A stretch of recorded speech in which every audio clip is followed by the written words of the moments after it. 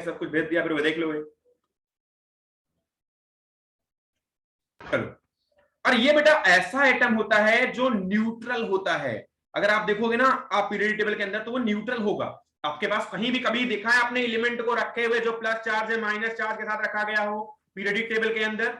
नहीं, वो ऐसे न्यूट्रल कंडीशन में रखा हुआ होता है। तो उस कंडीशन में नंबर ऑफ इलेक्ट्रॉन और नंबर ऑफ प्रोटॉन की वैल्यू इक्वल होती है। पहली बात तो ये दिमाग में रखना है। अब हम अगर एक बार कन्फिगरेशन स्टार्ट, चलो मैं पहले कुछ एटॉमिक नंबर तक लिखता हूं। हाइड्रोजन के बाद, हाइड्रोजन यहां होता है, हीलियम होता है, ठीक है। उसके बाद हीलियम के पास जो इलेक्ट्रॉनिक कन्फिगरेशन है 2 होता है, इलेक्ट्रॉनिक नंबर यानी कि एटॉमिक नंबर। उसके बाद लिथियम के पास 3, लिथियम, फिर बेरिलियम, फिर बोरॉन, फिर कार्बन, फिर नाइट्रोजन, फिर ऑक्सीजन, फिर फ्लोरीन, फिर नियॉन। ये हाइड्रोजन लिथियम के ऊपर होता है और नियॉन के ऊपर हीलियम होता है, देख लेना पीरियोडिक टेबल के अंदर। अभी हम बात करते हैं कन्फिगरेशन के पहले कि इलेक्ट्रॉनिक कन्फिगरेशन, इसका पहले तो 3 होता है, इसका 4 हो गया, इसका 5 हो गया, इस पे 6 हो गया, इस पे 7 हो गया, इस पे 8 हो गया, इस पे 9 हो गया और इस पे 10 हो गया। इलेक्ट्रॉनिक नंबर है इनका। अगर आप कन्फिगरेशन की बात करोगे तो कन्फिगरेशन भी मैंने क्लास में बताया, इसके पास 2 1, इसके पास 2 2, इसके पास 2 3, इसके पास 2 4, इसके पास 2 5। यस सर, आपने टेबल बनवाई थी। 2 6, इसके पास 2 7 और इसके पास 2 8। यहां तक की बात कर लेते हैं। अगर इनकी बात हम कर ले गए तो इनके नीचे जो एटम प्रेजेंट होगा, जैसे लिथियम के नीचे सोडियम होता है, सोडियम की भी क्वालिटी सेम होती है जो लिथियम की होती है। अगर बेरिलियम के बारे में पता कर ले गए तो पीरियोडिक टेबल में बेरिलियम के नीचे मैग्नीशियम आता है, मैग्नीशियम की भी क्वालिटी सेम होगी। मैं आपको भी दिखाऊंगा वो भी करके, लेकिन एक बार पहले हम इलेक्ट्रॉनिक कन्फिगरेशन लिख करके इनकी रिप्रेजेंटेशन करने की कोशिश करते हैं। पहली बात तो यह है, जो सबसे इंपॉर्टेंट बात यह है कि इनकी सेल्स होती है। अब सेल्स में पहली सेल के, दूसरी सेल एल, तीसरी सेल एम, ऐसे कुछ इनके अंदर सेल्स होती हैं। मैंने आपकी क्लास में बार बार सेल्स को डिसाइड करके बताया और दिखाया हुआ है। ये पहला हो गया के सेल, फिर एल सेल और के सेल, एल सेल और एम सेल। के सेल में 2 इलेक्ट्रॉन आते हैं, 8 होते हैं, इसमें 8 आते हैं। आते तो 2n स्क्वायर, आ तो 2n स्क्वायर सकते हैं। 2n स्क्वायर का मतलब होता है के का वैल्यू 1 होता है, एल का वैल्यू 2 होता है, एम का वैल्यू 3 होता है। आ तो 2n स्क्वायर सकते हैं। 2n स्क्वायर का मतलब होता है 2 इंटू n का स्क्वायर। n का मतलब अगर 1 रखोगे तो 2 इंटू 1, यहां पर 1 हो जाएगा। 2 इंटू n का स्क्वायर, n पे 2 रखोगे तो 2 का स्क्वायर 4, 4 दूना 8। तो लेकिन जनरल में आपको बात करूं तो हर किसी सेल में पहली वाली सेल को छोड़ के यहां पर 2 इलेक्ट्रॉन होते हैं जो आपके सिलेबस में है, उनमें बाकी में 8 इलेक्ट्रॉन ही मैक्सिमम होते हैं। और 8 इलेक्ट्रॉन जैसे कंप्लीट होते हैं वो एक स्टेबल कन्फिगरेशन या स्टेबल स्टेट होती है, राइट। चलो, तो अगर मैं किसी को सेल रिप्रेजेंटेशन की बात करूंगा तो शायद वो हमें ड्रॉ करके दिखा देगा, कोई भी होगा तो। अगर मैं चलो मैं एक बार अगर बात करता हूं कि सेल रिप्रेजेंटेशन में, चलो मैं लिथियम के लिए ड्रॉ करने की कोशिश करता हूं कि सेल रिप्रेजेंटेशन कैसा होगा इसका। तो कोई बच्चा इसको करके दिखाएगा। लिथियम का पहले 2 आएगा इसमें अंदर वाले में, फिर बाहर वाले में 1 आएगा। टोटल 3 इलेक्ट्रॉन होते हैं, अंदर वाले में 2 इलेक्ट्रॉन और बाहर वाले में 1 इलेक्ट्रॉन शो हो जाएंगे। शायद ही किसी को इस क्वेश्चन में दिक्कत हो। अंदर में 2 इलेक्ट्रॉन, अंदर वाले में 2 इलेक्ट्रॉन, बाहर वाले में 1 इलेक्ट्रॉन। अंदर वाले की सेल में 2 इलेक्ट्रॉन, फिर बाहर वाले में 1 इलेक्ट्रॉन। क्यों 2 इलेक्ट्रॉन 1 इलेक्ट्रॉन? क्योंकि ये जो कन्फिगरेशन होता है इसके लिए मैजिकल कन्फिगरेशन 2 8 8 होता है। 2 8 8 और ऐसे चलता जाता है, फिर आगे जो भी नंबर आएगा। लेकिन 2 भर जाएगा तो अगली सेल, 8 भर जाएगा फिर अगली सेल, फिर 8 भर जाएगा फिर अगली सेल। तो ऐसे सेल्स को हम आगे पीछे कर सकते हैं, राइट। तो ये हो गया सेल को दिखाने का तरीका। तो अगर किसी के पास 2 भरा हुआ है और फिर 8 भरा हुआ है, this is the stable configuration. अगर किसी के पास 2 है या 2 8 है या 2 8 8 है, this is the magical configuration. इसको बोलते हैं मैजिकल, यानी कि जादुई संरचना या जादुई कन्फिगरेशन। अगर किसी के पास 2 2 8 या 2 8 8 हो तो समझ जाना उसके पास मैजिकल कन्फिगरेशन है और वो एक स्टेबल कंडीशन में प्रेजेंट है। मेरी बात यहां तक शायद सबको समझ में आ गई होगी। सर एक डाउट था मेरे को। जी बताइए। कि सर नियॉन में 2 8 का कन्फिगरेशन होता है तो सर उसमें चार्ज 0 होता है? जी बिल्कुल। ओके सर, यही पूछना। सर प्रोटॉन को H+ भी लिख सकते हैं? नहीं, वो डिनोट करने का तरीका है। इतना स्मार्ट हम अभी नहीं हो पाए कि हम H+ लिखें। मतलब आपकी क्लास में क्लास खास करके पाई बैच तक हम इतने स्मार्ट नहीं है कि H+ को एक प्रोटॉन बोले, ठीक है, तो नहीं बोलेंगे बेटा, ओके।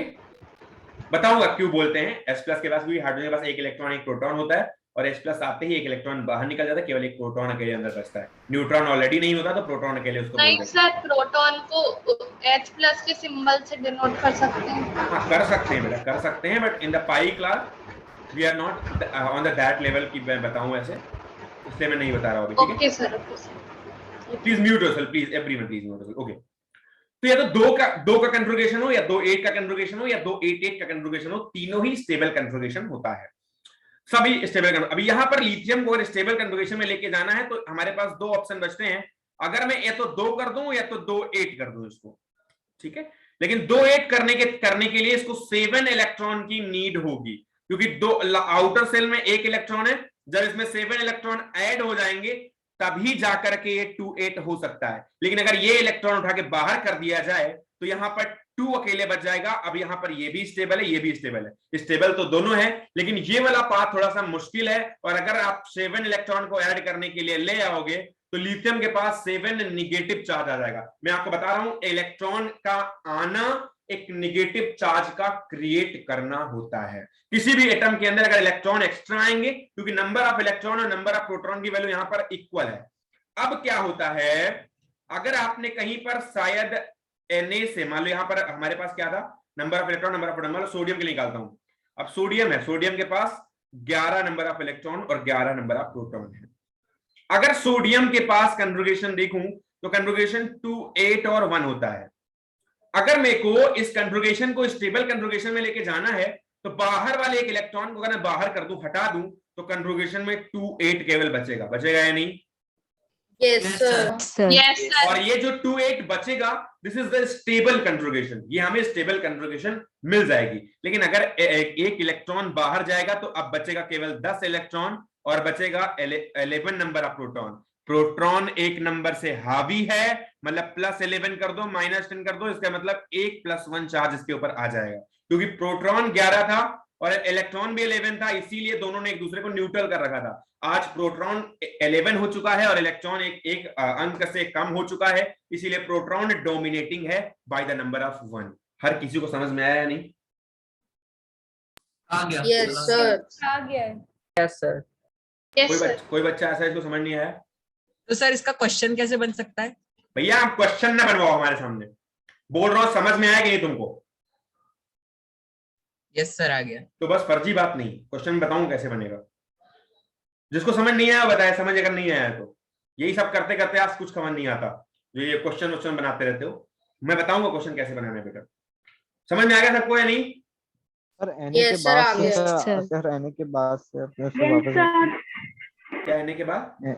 एने के बाद से सर आपने जो समझाया सर एक में वापस करेंगे सर। हाँ बिल्कुल बिल्कुल बेटा। देखो सोडियम के पास 11 इसकी इलेक्ट्रॉनिक नंबर है, इसका मतलब हुआ कि 11 number of electron 11 number of proton होंगे। ये क्यों होंगे? क्योंकि जितना इसका इलेक्ट्रॉनिक नंबर होता है उतना ही प्रोटॉन होता है। मैंने 2 फॉर्मूले आपको बताए हैं कि number of proton is equal to atomic number, और number of proton is equal to atomic number. और दूसरी बात है number of electron is equal to number of proton in the neutral atom. अगर न्यूट्रल है तो नंबर ऑफ भैया कौन रेज हैंड कर रहा है बताइए, क्या दिक्कत हो गई है? कार्तिक समय कोई समस्या है? अरे नहीं सर, वो सर आपने पहले पूछा था तभी से रेज हैंड रह गया। गुड। तो न्यूट्रल एटम अगर है, इसके पास number of electron number of proton के बराबर होता है। अगर 11 Na है, इसका मतलब होता है कि 11 नंबर ऑफ प्रोटॉन इसके अंदर है। सबसे पहली बात तो यही जान लो आप।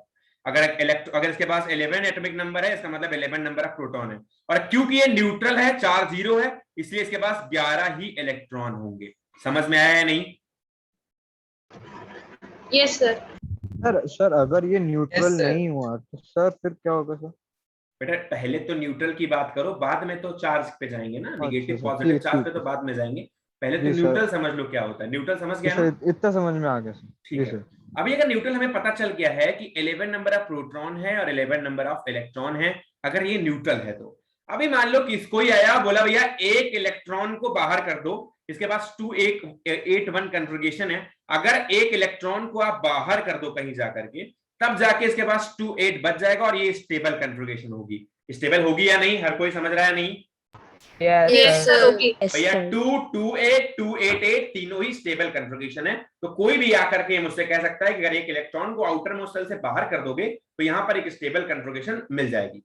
तो एक इलेक्ट्रॉन को बाहर करने जब जाओगे तो यहां पर 11 नंबर ऑफ इलेक्ट्रॉन थे, 11 नंबर ऑफ प्रोटॉन थे। अब 11 नंबर ऑफ इलेक्ट्रॉन मतलब निगेटिव चार्ज इलेक्ट्रॉन की वजह से आ रहा था, उतना ही पॉजिटिव चार्ज था, इसीलिए एक दूसरे को कैंसिल करके इन्होंने न्यूट्रल बनाया था एटम को। अगर 11 इलेक्ट्रॉन और 11 प्रोटॉन अवेलेबल नहीं होते तो ये कभी भी न्यूट्रल नहीं हो सकता था। न्यूट्रल होने के लिए भैया, न्यूट्रल होने के लिए आप कब न्यूट्रल होते हैं? जब आप दूसरे को थप्पड़ मारो, वो भी तुम्हें एक थप्पड़ मार दे, तभी तो न्यूट्रल हो पाएगा ना बात, नहीं तो बात तो एक तरफ से गर्म ही रह गई। मेरी बात समझ में आई या नहीं?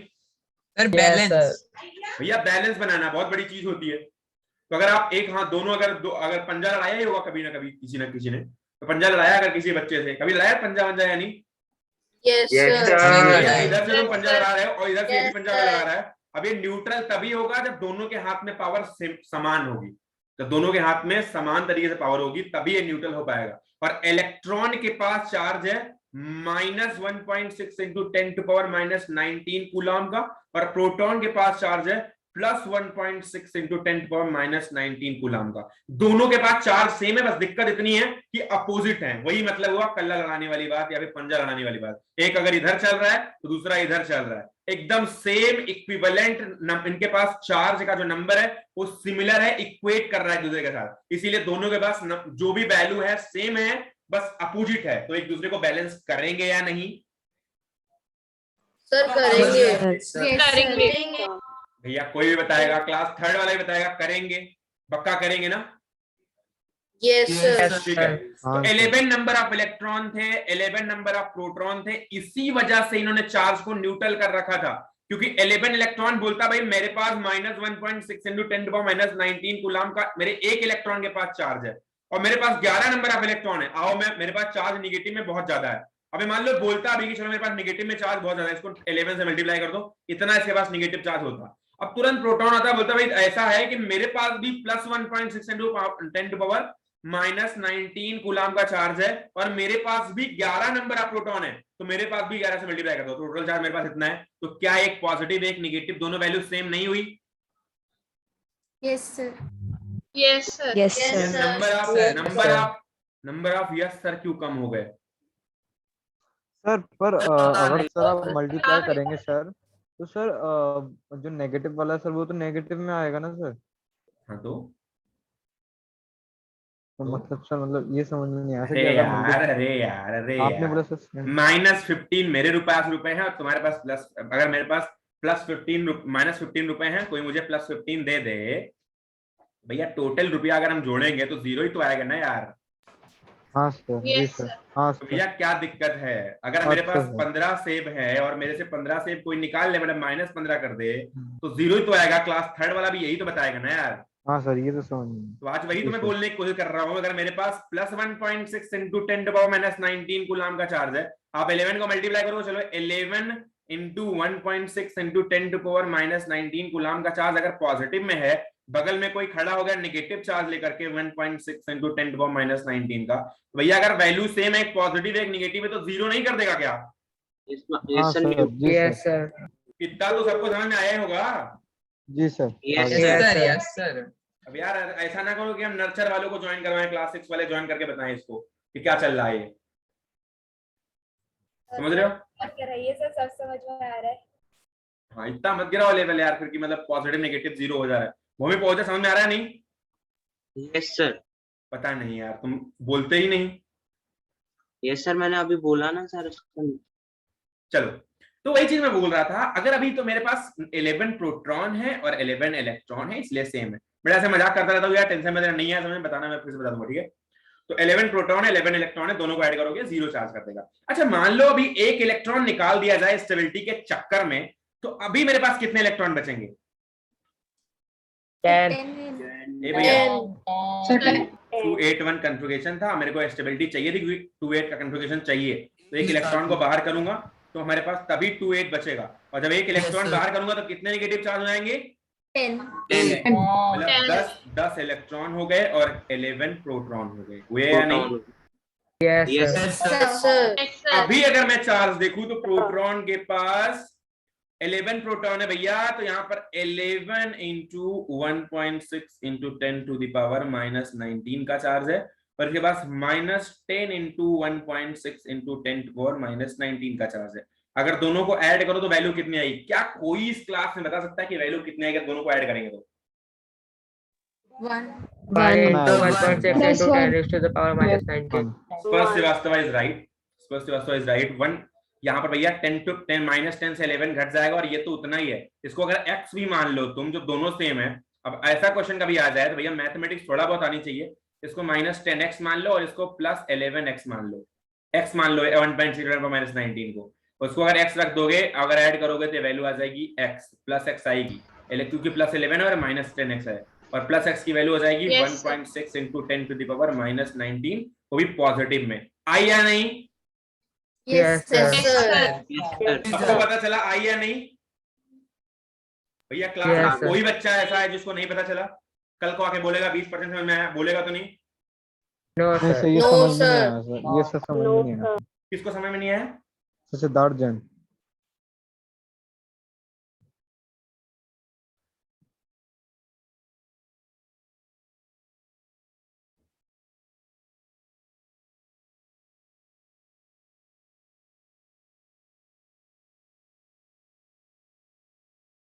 बेटा दोनों चार्जेस है, ठीक है, एक -10 इंटू -10 इंटू 10 इंटू 1.6 इंटू -19 है। अगर आप चाहो तो मल्टीप्लाई कर लो, कुछ भी कर लो यार, हटा दो अगर इसको 1 मिनट के लिए, थोड़ी देर के लिए ये वाला पॉइंट, तो +11 और -10 की वैल्यू कितनी होगी? +1 ही तो आएगी ना। जी सर, ये तो समझ कॉमन में आ लेना गया जानते हो? कॉमन लेना जानते हो या नहीं? सर, ये Yes, समझ में sir. आ गया सर, तो पर फिर क्या आपने नहीं जैसे आया? सर हाँ जी, सर x की वैल्यू सर आपने ये कैसे बता दी sir? 1.6 into 10 raised to the power -19। अरे ये यार समझ में घटाने आया। के लिए उसको ट्रीट किया था मैंने, तुम्हारी कैलकुलेशन को इजी करने के लिए इसको ट्रीट किया था कि तुम्हारी कैलकुलेशन इजी हो जाए। अगर बहुत ज्यादा कूदना ही चाहता तो कूद जाओ गंगा में, फिर तुम बड़े बड़े क्वेश्चन करो, मेरे को क्या दिक्कत है? मैं तो समझ रहा था कि तुमको बता दूं कि थोड़ा सा इजी क्वेश्चन हो जाएगी। अब मैंने इसको x इसलिए माना क्योंकि ये थोड़ा करना आसान हो जाएगा यार। -10 इंटू 10 इंटू 10 1.6 इंटू -19, और बगल में 11 इंटू 1.6 इंटू 10 -19 दोनों है था। अगर मैं 1.6 इंटू 10 -19 को थोड़ी देर के लिए हटा दूं या x मान लूं, कुछ भी कर लूं और एडिशन मानूं, क्योंकि भैया दोनों के वैल्यू सेम है, मैं कुछ भी कर लूं, मैं आजाद हूं यार दोनों करने के लिए। अगर ऐसा नहीं करना तो ऐड कर लो, क्या दिक्कत है? मल्टीप्लाई कर लो, यहां पर मल्टीप्लाई कर लो, यहां मल्टीप्लाई करो, दोनों ऐड करके निकाल लो, ये फिर जो आएगा मान लेना। समझ में आया नहीं? जी सर। हाँ जी सर। जी सर। जब समझ में आ गया तो 1.0 -19 कूलम बचा है, इसका मतलब एक ही पॉजिटिव चार्ज तो बचा है ना। अगर आप एक कंसीडरेशन लेके चलो तो अगर आप एक इलेक्ट्रॉन को निकाल रहे हो तो एक पॉजिटिव चार्ज आ रहा है या नहीं? यहां पर मैंने प्रूफ करके दिखाया भैया। अब नहीं आया तो फिर से वीडियो देखना, फिर से आके मिलना, फिर बात करेंगे। समझ में आया है नहीं? एक पॉजिटिव चार्ज है एक इलेक्ट्रॉन निकालने के बाद। और अगर इतना भी नहीं आता तो ऐसे समझ लेना कि घर में अगर एक बुरे इंसान को अगर घर से निकालने की कोशिश करोगे तो घर में पॉजिटिविटी आएगी।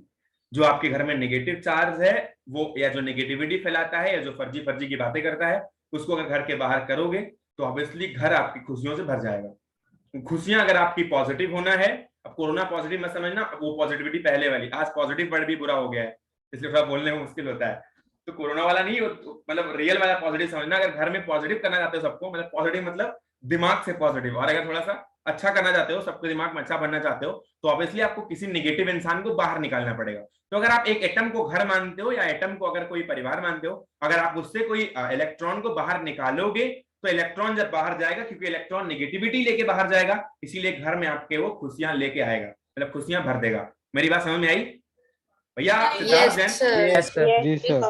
Yes, sir. Yes, sir. तो अगर घर से अगर एक इलेक्ट्रॉन बाहर जाएगा तो घर में एक अंक से पॉजिटिविटी या एक अंक से खुशियां भर जाएंगी। अगर घर से 2 इलेक्ट्रॉन बाहर जाएगा मतलब 2 नेगेटिव लोग बाहर जाएंगे, थोड़ा और खुशियां, मतलब पॉजिटिव पॉजिटिव और भर जाएगा। अगर घर से 3 इलेक्ट्रॉन बाहर जाएगा तो ये 3 नंबर से खुशियों को बढ़ाएगा और आपके घर में ट्रिपल खुशियां हो जाएंगी। मेरी बात समझ में आई है नहीं? जी सर। Yes, sir. ठीक है। Yes, sir. Yes sir. अच्छा, इसी के ठीक उल्टा अगर आप अपने घर में किसी बुरे इंसान को जगह देते हो और अगर आप किसी इलेक्ट्रॉन को अंदर लाने की कोशिश करते हो तो ये आपके घर में निगेटिविटी फैलाएगा, इसलिए -1 आ जाएगा अगर 1 इलेक्ट्रॉन आएगा। इसी तरह से अगर आप किसी दूसरे, अगर 2 गंदे इंसान को घर में ले आते हो और वो अगर फर्जी फर्जी की बात करना स्टार्ट करते हैं तो डबल निगेटिविटी लेके आएंगे। अगर आप 3 नेगेटिव इंसान को लेके आते हो तो वो ट्रिपल नेगेटिविटी लेके आएंगे और आपके घर को -4 से भर देंगे। बिल्कुल समझ में आया है नहीं? और सर अगर इससे Yes, 4 sir. है सर, जैसे 8 8 2 8 होता है सर, तो 4 हुए तो फिर क्या करेंगे? क्या होता है 2 8 8? सर जैसे कॉन्फ़िगरेशन जैसे 2 8 का या मतलब 2 का या फिर 2 8 8 ऐसे होते हैं ना सर? हाँ 2 8 4 यही वाला हाँ ना बोल ये रहे से, हैं। हाँ जी सर, ठीक जैसे है। ये 4 है। अगर 4 है चार्ज तो आपके पास दोनों ऑप्शन बचते हैं। चाहे तो आप इन 4 को बाहर फेंक दो उठा के, तो 4 पॉजिटिव आपके घर में आ जाएंगे, और चाहे आप 4 को अंदर फेंक दो, 4 अंदर लेके आओ तो आपका घर तब भी भर जाएगा। 4 बाहर फेंकोगे तो 2 8 8 का कॉन्फ़िगरेशन हो जाएगा, और अगर 4 अंदर लेके आओगे +4 इलेक्ट्रॉन के साथ तो ये 2 8 8 कॉन्फ़िगरेशन हो जाएगा। क्लास 7 वाले को सब समझ आता है बेटा। क्लास 7 में आप अगर किसी से बोल दो तो हर कोई ये क्वेश्चन कर देगा, मैं आपको बता दे रहा हूँ। सबको समझ में आता है, उनको सबको बताया हुआ है मैंने, उनके में चैप्टर भी है स्ट्रक्चर। हाँ जी बेटा, कुछ नहीं सर। ओके। तो बेटा यही है, मतलब अगर 4, लेकिन मैंने बताया है कि जब 4 की बात चलने लग जाए तो थोड़ा सा शर्म करो। 4 इलेक्ट्रॉन बाहर करना, 4 इलेक्ट्रॉन अंदर लाना अच्छी बात नहीं है, इसलिए दोनों को मत करना। ये कोवेलेंट बॉन्ड बनाते हैं, ये शेयरिंग करके बॉन्ड बनाते हैं। जिन्होंने बड़ी क्लासेस पढ़ी हुई है थोड़ी बहुत, उनको पता है कोवेलेंट बॉन्ड क्या होते हैं, और आपकी क्लास में भी मैंने शेयरिंग करके इलेक्ट्रॉन की बॉन्ड बनवा के दिखाया हुआ है कि ये कोवेलेंट बॉन्ड कैसे रिप्रेजेंट होता है। अब ये मत बोलना कि नहीं बताया है, बताया हुआ है बेटा, लेकिन फिर भी अगर आपको नहीं आएगा तो आई विल डिस्कस दैट। हाँ, लेकिन अगर आप पूछ रहे हो कि अगर 4 इलेक्ट्रॉन का क्या कर सकते हैं, तो 4 इलेक्ट्रॉन को आप बाहर भी कर सकते हो, 4 इलेक्ट्रॉन को अंदर भी डाल सकते हो। हाँ, अगर ये इलेक्ट्रॉनिक कन्फिग्रेशन इस लेवल पे आ जाए, देखो मैं आपको बताता हूं अभी। अब यहाँ पर आप 4-5 चीजें आपको मैं बोलूंगा और सारी चीजें आप कवर अप कर सकते हो। देखो पहली बात ये 2-2 कन्फिग्रेशन। अब 2-2 कन्फिग्रेशन है, हमारे पास ऑप्शन नहीं है कि मैं 6 इलेक्ट्रॉन को अंदर लेके आऊं, क्योंकि अंदर लेके आऊंगा तो मैं बी के ऊपर -6 चार्ज डाल बैठूंगा। अगर मैं 2 इलेक्ट्रॉन को बाहर करूं तो बी के ऊपर 2 पॉजिटिव चार्ज आएगा और हमारी कन्फिग्रेशन को 2 में पहुंचा देगा। This is good for us. इस वाले कन्फिग्रेशन में भी हम अगर चाहें तो 3 इलेक्ट्रॉन को बाहर कर दें, बाहर करते ही कन्फिग्रेशन हमारे पास 2 हो जाएगा, ये हमारे लिए 3 पॉजिटिव चार्ज लेके आएगा। लेकिन ये हमारे वाले कन्फिग्रेशन में 5 इलेक्ट्रॉन अंदर डालने की कोशिश करूं तो हमारे कन्फिग्रेशन को वो बहुत बुरा कर देगा और बोरॉन के ऊपर -5 चार्ज डालेगा और हमारे कन्फिग्रेशन को 2 8 पहुंचाएगा, जो कि अच्छी बात नहीं, इसलिए मैं इस पे नहीं चलता। मैं हमेशा इस पे चलूंगा। राइट साइड में यहाँ पर सेंटर के ऊपर आप थोड़ी देर के लिए एज इट इज छोड़ दो। राइट साइड में जाओगे, यहाँ पर दो कंडीशन हो सकती है, एक में +3 इलेक्ट्रॉन को जोड़ना, एक में 5 इलेक्ट्रॉन को निगेटिव करना। 5 इलेक्ट्रॉन को बाहर करते हैं, यहाँ पे कन्फिग्रेशन 2 हो जाएगा, और 3 इलेक्ट्रॉन को अंदर करते हैं, यहाँ पे कन्फिग्रेशन 2 8 हो जाएगा। दोनों ही अच्छा कन्फिग्रेशन है, लेकिन 5 इलेक्ट्रॉन को बाहर करने के बाद आपके ऊपर नाइट्रोजन के पास 5 का पॉजिटिव चार्ज बैठ जाएगा, जो कि अच्छी बात नहीं है। मेरी बात समझ में आई? ऑक्सीजन के पास 2 इलेक्ट्रॉन को बाहर करना, 2 इलेक्ट्रॉन को ऐड करना भी एक ऑप्शन है कि ऐड करके अपनी कन्फिग्रेशन को 2 8 में पहुंचा दे, और या तो 6 इलेक्ट्रॉन को बाहर करे और अपनी कन्फिग्रेशन को 2 में पहुंचा दे। तो 2 में पहुंचाएगा और 2 8 में पहुंचाएगा, दोनों ही स्टेबल कन्फिग्रेशन होगी। लेकिन जो 2 वाला होगा, ये वाला कन्फिग्रेशन नहीं सही है, क्योंकि 6 इलेक्ट्रॉन को बाहर करना पड़ेगा। 6 इलेक्ट्रॉन को बाहर करना मुश्किल है, जबकि 2 इलेक्ट्रॉन को इजीली अंदर ले लेना आसान है, क्योंकि 2 इलेक्ट्रॉन लोगे, 2 इलेक्ट्रॉन दोगे, 3 इलेक्ट्रॉन लोगे, 3 इलेक्ट्रॉन दोगे, तो चार्जेस 1 2 3 ही आएंगे। लेकिन जब 4 के ऊपर चार्जेस आने लग जाए तो समझ जाना कहीं ना कहीं आपने गलती कर दी है। फ्लोरीन में भी वही चीज हो रही है बेटा। अगर आप चार्जेस फ्लोरीन के देखना चाहते हो तो फ्लोरीन का भी चार्ज मैं आपको दिखा देता हूं। यहाँ पे फ्लोरीन के चार्ज में 2 और 5 कन्फिग्रेशन है, और 2 और 7 कन्फिग्रेशन है, और यहाँ पर चाहो तो 2 7 में 1 इलेक्ट्रॉन आप ऐड कर लो तो ये 2 8 हो जाएगा, और चाहो तो 7 इलेक्ट्रॉन को बाहर फेंक दो और ये 2 अकेले बच जाएगा। 7 इलेक्ट्रॉन को बाहर फेंकना आसान नहीं है, जबकि 1 इलेक्ट्रॉन को अंदर करना आसान है, इसलिए 1 इलेक्ट्रॉन को अंदर करके आप 2 8 की कन्फिग्रेशन में पहुंचने की कोशिश करेंगे। तो यहाँ पर फ्लोरीन के ऊपर इसीलिए -1 जाएगा, यहाँ पर -3, यहाँ पर -2 और यहाँ पर -1। अगर आपको मैं नंबर लाइन ड्रॉ करके दिखाऊं तो नंबर लाइन पे भी इसको रिप्रेजेंट कर सकते हैं। आपको मैं बहुत एक शानदार चीज बताता हूँ, उसके बाद आपको शायद दिक्कत ना हो। दिक्कत तो हमेशा रहेगी, लेकिन फिर भी एक बार देख लो। Lithium, beryllium, boron, carbon, nitrogen, oxygen, fluorine,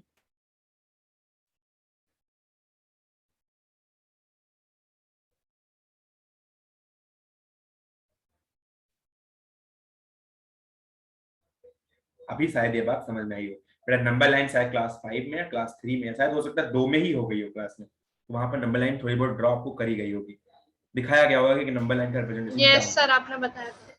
नहीं हमने नहीं बताया, मैथमेटिक्स वाले सर ने बताया होगा नंबर लाइन का रिप्रेजेंटेशन, ऐसा तो बताया होगा ना। सर आपने भी बताया ऐसे। सर आपने भी बताया था। नहीं हमने तो चलो बताया ही था, हम तो मतलब ऐसे ही बदनाम है कि कुछ ही बता दिया, बताया नहीं बताया, पता नहीं क्या हो गया। कुछ बच्चे कहते हैं पता नहीं क्या बता दिया, तो हम तो मान लो ऐसे भी कुछ फर्जी बता रहे हैं, लेकिन मैथ मैंने सर ने बताया होगा ना कम से कम representation. Yes sir. Yes, sir. बस फिर तो याद कर लोगे। मैथ्स पढ़ना इजी है, केमिस्ट्री पढ़ना मुश्किल है, ऐसा लोग मानते हैं। और जबकि मैं बता रहा हूँ कि सर, बड़े ऐसा बड़े नहीं है। एग्जाम सारे लोग कहते हैं इसे बता रहा हूँ। अरे एक भी गारंटी दे रहा हूँ, मैं गारंटी लिख के दे रहा हूँ। आज एक क्लास जो भी आज डेट है याद कर लेना, जिनके पास केमिस्ट्री सब्जेक्ट मजबूत हो गया वो आईआईटी जैसे एग्जाम को वही बीट करते हैं बेटा, क्योंकि बड़े एग्जाम्स में आपको बड़े पोर्शन पे घुस के बड़े क्वेश्चन करना बहुत टाइम टेकिंग होता है। तो बड़े पोर्शन में घुस के बड़े क्वेश्चन करने से आपका टाइम चला जाता है और आप खत्म हो जाते हैं वहां पे।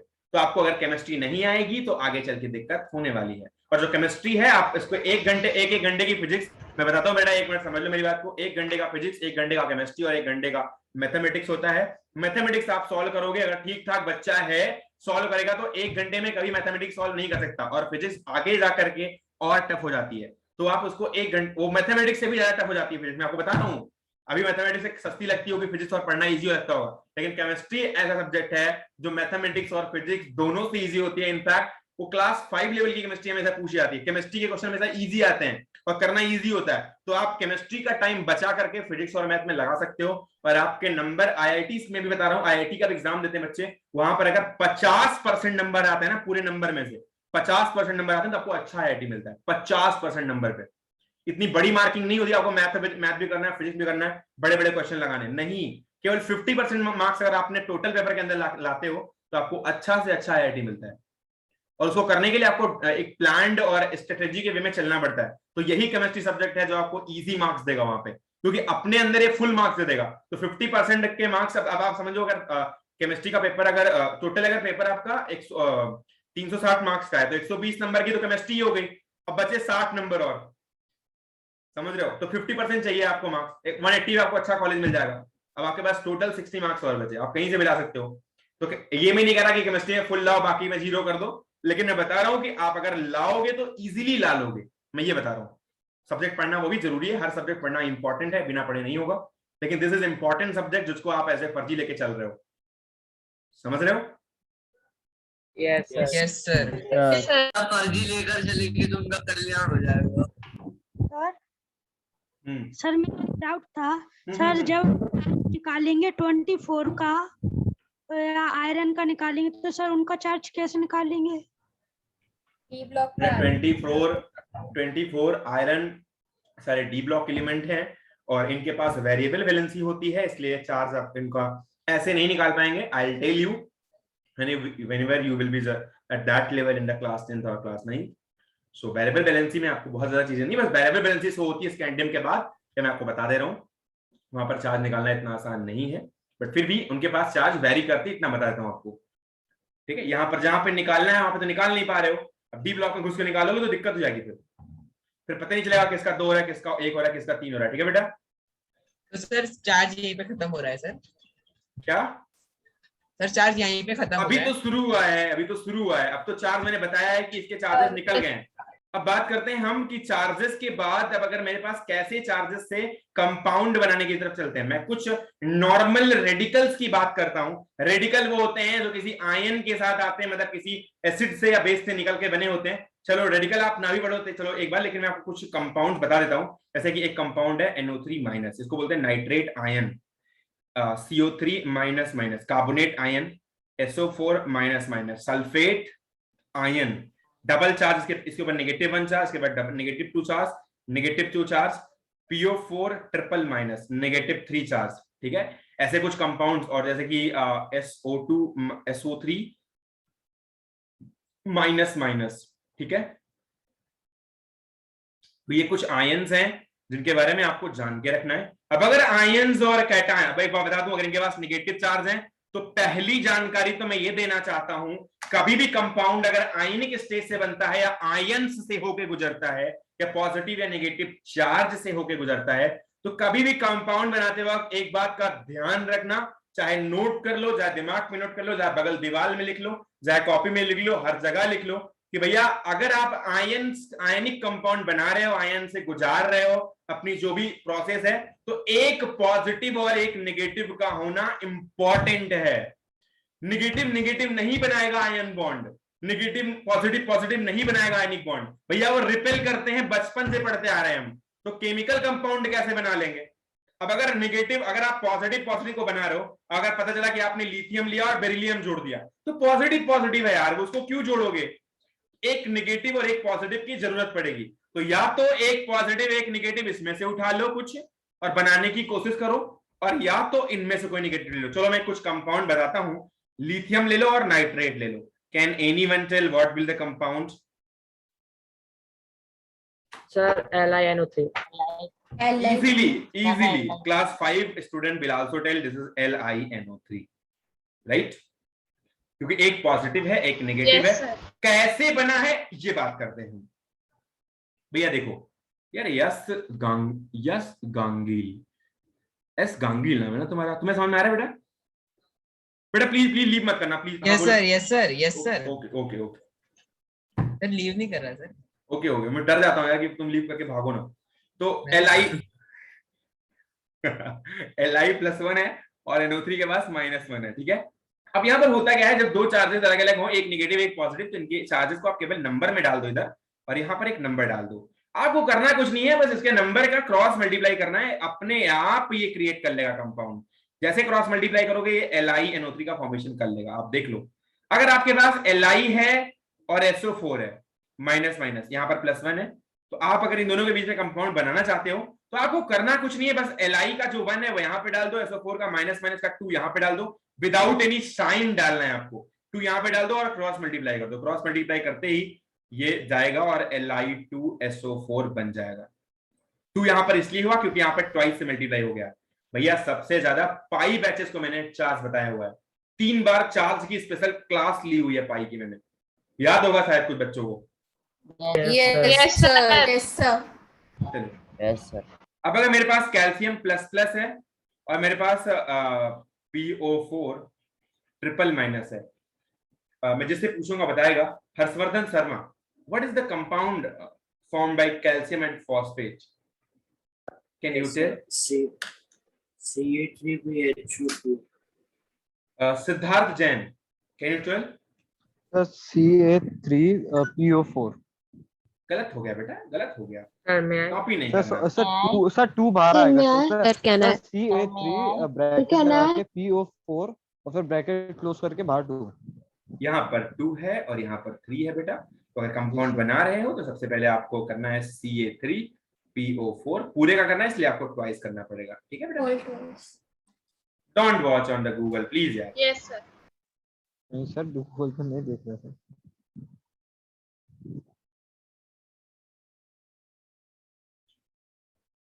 चलो हमारे पास एल्यूमिनियम है और क्लोरीन है। Can you tell what is the compound? हमें पहुंचा, कैन यू टेल बेटा? सर क्या है? हाँ जी बताइए। सर एक बार फिर से रिपीट करो। एल्यूमिनियम है और क्लोरीन है बेटा, क्या इसके पास आप बता सकते हैं कि what will the compound form? Sir एक second.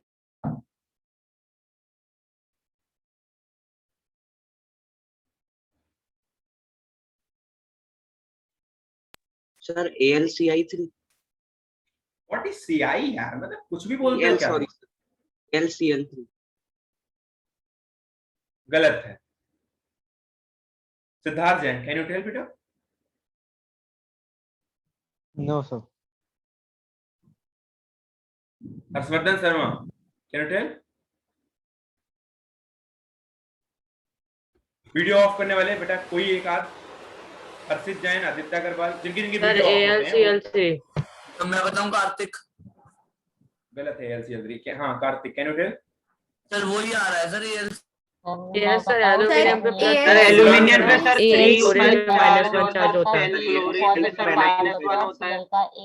Sir AL2CL sir Al3 first Shrivastava AlCl3 yes sir. Yes sir मैंने भी वही बोला sir. AlCl3 AlCl3 AlCl3 Sir, Cl chlorine. Okay Sir, halogen है -1 charge. सर मैंने भी वही बोला सर। सर जनाबे हाँ, बोला यार। -1 वो गलती से आई निकल गया सर वो। अरे नहीं यार, ये -1 है और ये +1 है। अगर आप इसका चार्ज लिख के करोगे, कोशिश करोगे, यस सर। तो ये एल्यूमिनियम का प्लस यहाँ पर 3 डाल दो, यहाँ पर 1 डाल दो, क्रॉस मल्टीप्लाई कर दो, हो जाएगा। Q +1 -1 +3 होता है भैया, एक बार देख लो ऊपर। यहाँ पर हमने एल्यूमिनियम का +3 डाला होगा, नहीं डाला तो एक बार देख लो आप। बोरॉन के नीचे अगर एल्यूमिनियम आता है, इसके पास +3 आ जाएगा। यहाँ बेरिलियम के नीचे मैग्नीशियम, कैल्शियम, जितने इसके नीचे आते हैं +2 चार्ज हो जाएगा। लिथियम के नीचे जो जो आता है, सोडियम, पोटेशियम, रुबिडियम, सबके नीचे +1 चार्ज हो जाएगा, क्योंकि इनके पास प्रॉपर्टी सेम होती है। जो ऊपर वाले का चार्ज होगा वही नीचे का होगा, इसलिए मैंने आपको एक का चार्ज बता दिया, बाकी का चार्ज याद रखने की कोशिश करना। इतना तो होमवर्क कर ही सकते हो। अब भैया चार्ज में आज के बाद दिक्कत नहीं आनी चाहिए, ठीक है?